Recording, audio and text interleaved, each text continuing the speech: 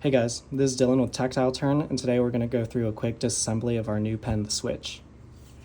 So you'll go ahead and remove the tip and take out your ink and spring. What you want to do is keep the pen upright so your mechanism doesn't fall out. Once you do that, you can go ahead and drop these out. You'll have these three parts. You have your internal, your toggle switch, and the third post is actually connected to your back piece and is Loctited in, so you won't have to remove that.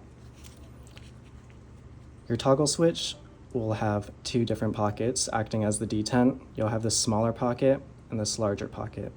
You want this larger pocket facing your back piece. So when you reassemble this, you'll start post facing inward. You'll drop it in. Ensure that the larger detent is facing down.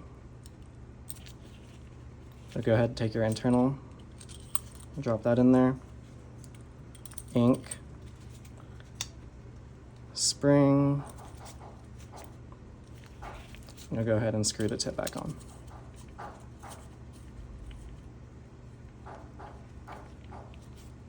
There you go.